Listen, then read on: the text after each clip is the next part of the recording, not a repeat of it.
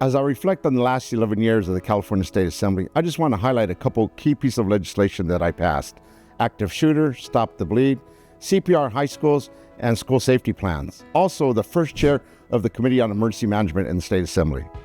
As we know, California is a state that's been plagued by many disasters, most recently the fires that we talked about. Today is a joint informational hearing on how California is leveraging AI for effective emergency preparedness and response. I think the Committee on Emergency Management showcases that we should be a leader in California on how to better prepare and respond to disasters that affect our state.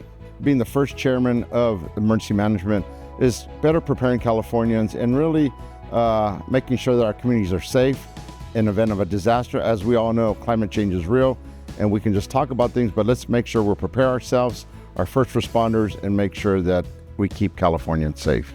I think the most favorite moments for me is really highlighting the importance of being a leader when it comes to disaster response and preparedness in the state of California. One of my first bills, the active shooter bill, was a result of an incident that occurred at LAX airport several years ago where the first TSA agent was killed in the line of duty. When I heard that, we went down and had a hearing on what happened, and unfortunately it doesn't look like they were prepared to respond to that type of situation.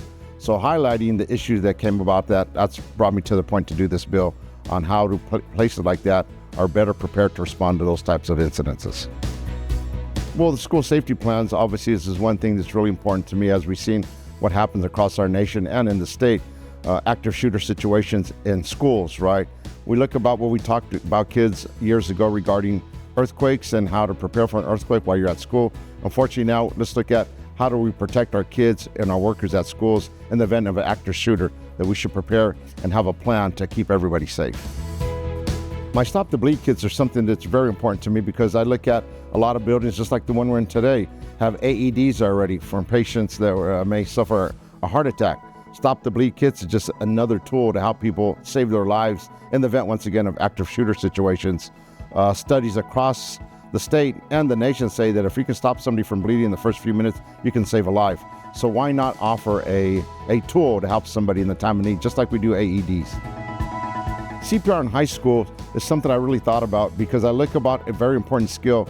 Now the American Red Cross and others are talking about compression-only CPR. It's a very easy, simple skill, and why not be able to offer it as an education resource to our kids in high schools that teach compression-only CPR. And not only just that tool on helping save someone's lives, but then guess what? Maybe some of these kids may like that skill of saving a life and maybe get them in a direction in the healthcare field, whether a doctor, nurse, technician, or whatever they may want to follow because of what they learned in high school of saving someone's life.